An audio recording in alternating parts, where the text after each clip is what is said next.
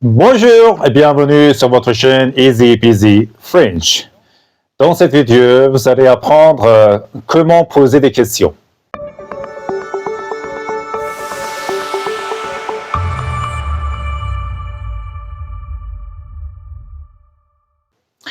Il est très important de savoir comment poser des questions. Tout d'abord, il faut savoir qu'il existe 4 manières de poser des questions. Premièrement, il faut changer la place du verbe avec le sujet de la phrase.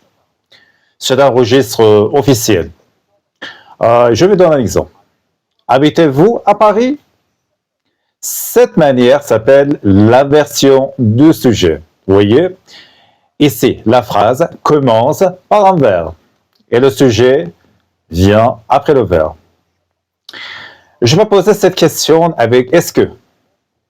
Est-ce que c'est une expression? C'est une expression que vous pouvez utiliser pour poser des questions, mais ce n'est pas obligatoire. Est-ce que vous habitez à Paris? Un point important à propos de est-ce que, c'est que quand vous utilisez est-ce que, il ne faut pas changer la place du verbe avec le sujet. C'est-à-dire, je ne peux pas dire est-ce que habitez-vous à Paris? C'est une grande erreur. Il faut éviter. Il faut seulement dire est-ce que vous habitez à Paris? La troisième manière pour former des questions, c'est avec l'intonation. Dans ce cas, vous n'utilisez pas est-ce que et il ne faut pas inverser la place du sujet et du verbe. Vous habitez à Paris? Vous voyez? Je pose la même question avec mon intonation. Et c'est l'intonation joue un rôle fondamental. C'est la manière la plus courante de poser des questions chez les Français.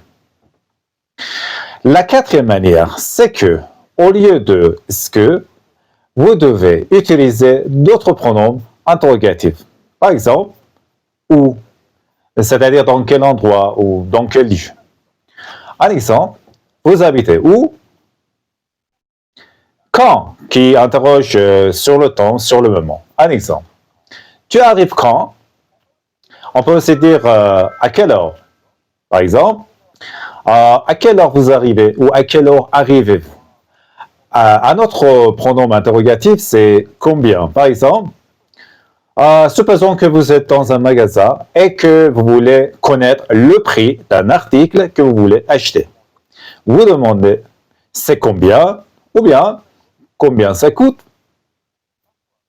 Parfois, combien est accompagné de la préposition de. C'est lorsque vous voulez utiliser un nombre après combien. Je vais donner un exemple. Il faut combien de temps pour réparer cette voiture? En d'autres termes, combien de temps est nécessaire pour la réparation de cette voiture? Nous avons aussi d'autres pronoms d'interrogation comme quel. Avec quel, on peut former des dizaines de questions, énormément de questions. Par exemple, quel est votre numéro de téléphone? Ou bien, quelle est votre adresse? Au pluriel, il faut dire quels sont, et non pas quelle est. Par exemple, vous voulez vous inscrire dans un cours. La première question peut être quels sont les documents nécessaires pour s'inscrire? Le pronom qu'est-ce que? Qui est l'équivalent de what en anglais. Par exemple, qu'est-ce que c'est? Ou bien, qu'est-ce que vous faites dans la vie? C'est une expression, c'est-à-dire, quelle est votre profession? Quel est votre métier? Voilà, je crois que vous savez maintenant comment former des questions. Mais avant de dire au revoir, je répète encore une fois, si vous utilisez un pronom interrogatif au début de la phrase, ce sera une question officielle. Mais si vous utilisez le pronom interrogatif à la fin de la phrase, c'est une utilisation familière et plus courante. Mais vous devez apprendre toutes les manières de poser des questions. OK? Si vous avez des questions, n'hésitez pas à me demander dans les commentaires. Au revoir, à la prochaine vidéo.